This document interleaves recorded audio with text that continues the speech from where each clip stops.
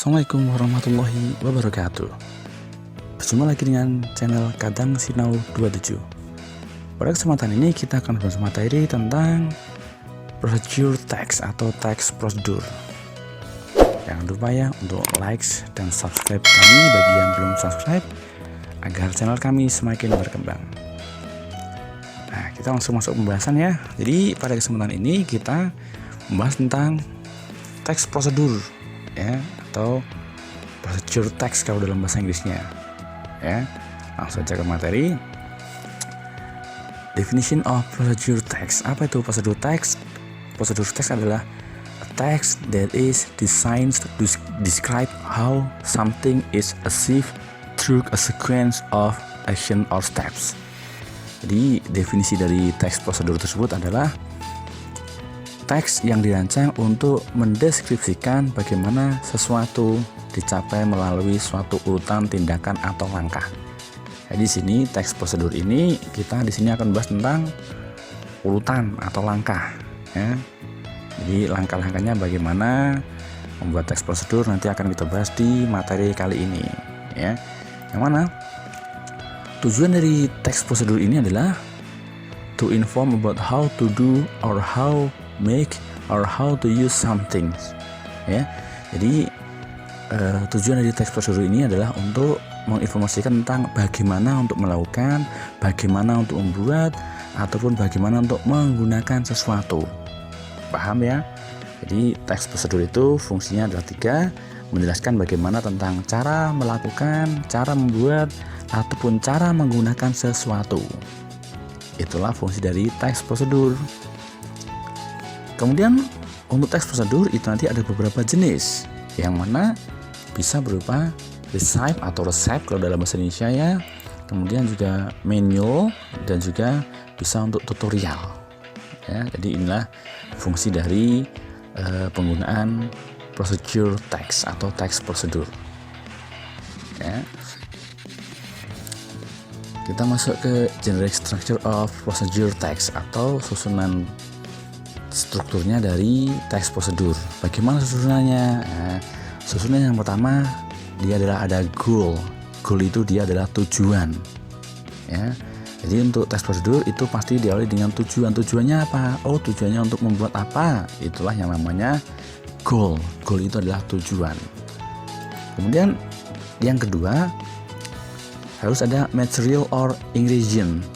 Material itu adalah bahan-bahan atau barang-barang yang dibutuhkan apa untuk prosedur tersebut. Kemudian yang ketiga, dia ada yang namanya steps. Steps itu apa? Steps itu adalah langkah-langkahnya ya. Jadi yang pertama dia adalah goal. Goal itu apa goal? Goal it contains the purpose of the text. Jadi di sini goal ini dia berisi tentang tujuan dari teks tersebut. Nah, jadi goal ini bisa dilihat dari judul teksnya ya. Sekali lagi, goal itu adalah tujuan. Tujuan itu bisa dilihat dari judul teksnya. Judul teksnya apa? Itulah yang namanya goal, tujuannya itu.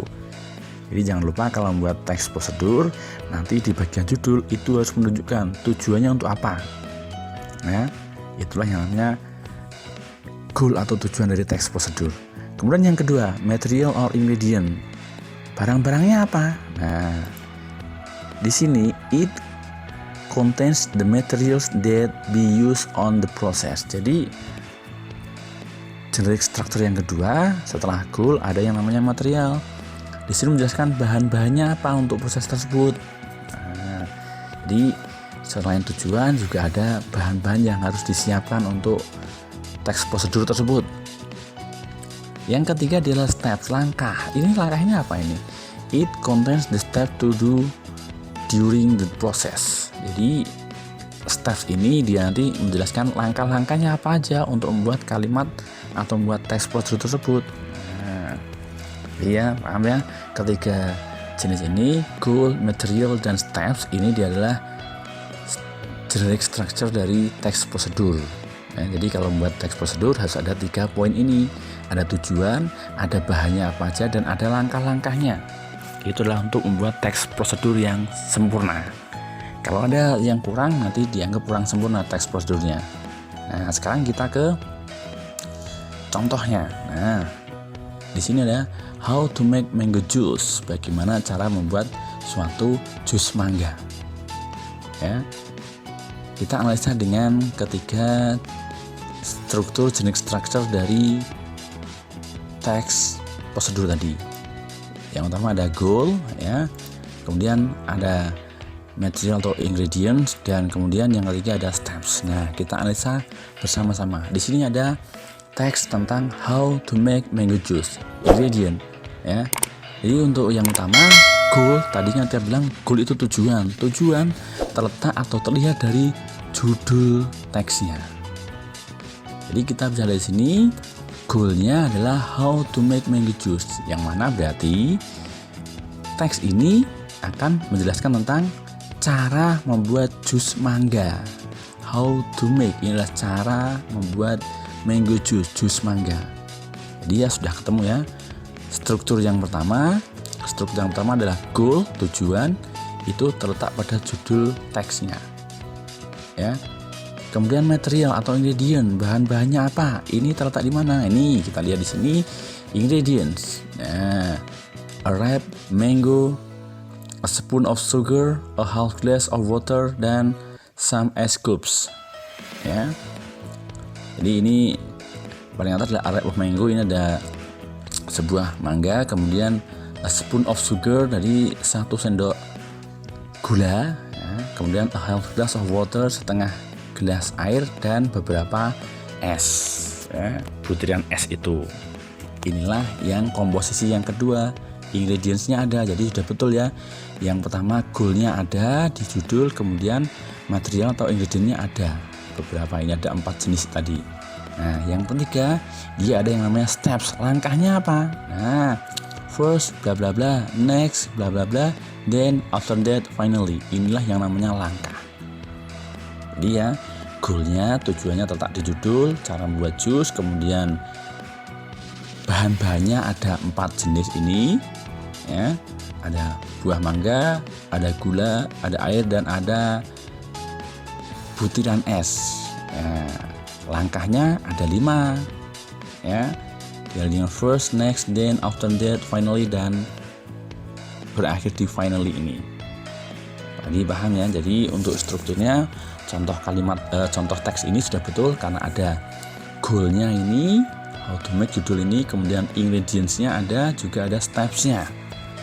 Jadi untuk contoh teks prosedur ini sudah betul secara struktur ya, secara strukturnya sudah betul karena ada goal, ada ingredient, ada steps, ada tujuan, ada bahan, dan ada langkah-langkahnya.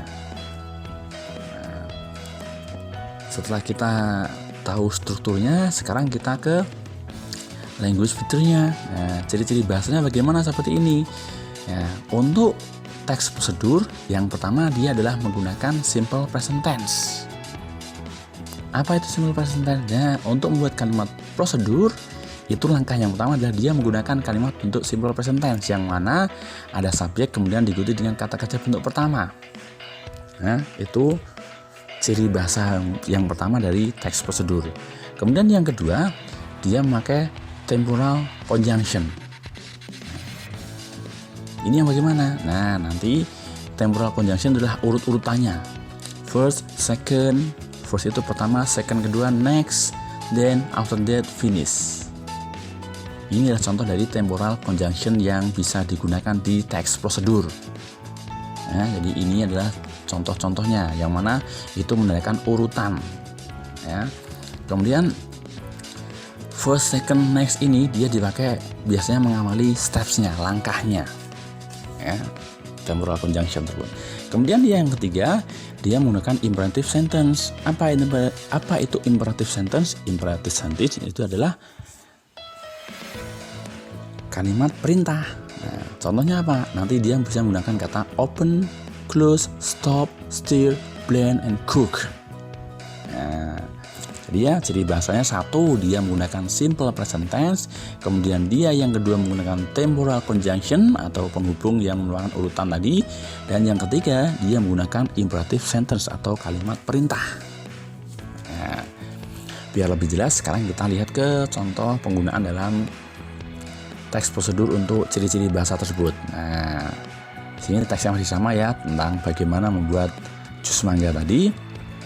Yang pertama, dia adalah menggunakan simple present, ya, yang mana dia kata kerjanya adalah kata kerja bentuk pertama. Kemudian yang kedua, dia menggunakan temporal conjunction.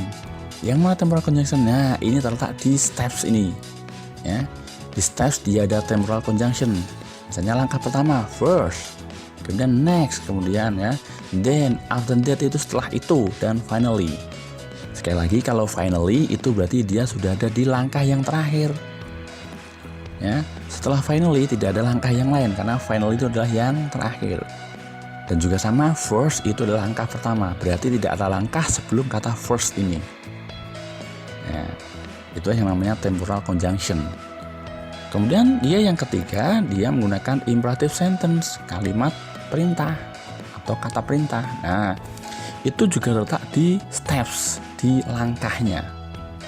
Kita lihat di situ ada kata peel. Nah, kemudian yang kedua ada kata cut. Step yang ketiga ada kata add water, tambah air.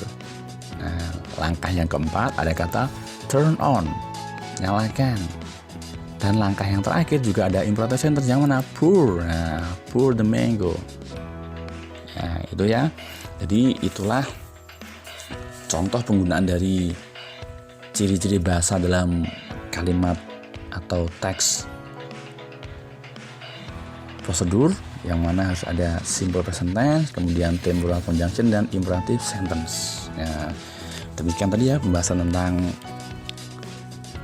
cara membuat teks prosedur, yang mana itu digunakan untuk menjelaskan tentang langkah-langkah membuat suatu benda ataupun langkah-langkah menggunakan suatu benda, ya.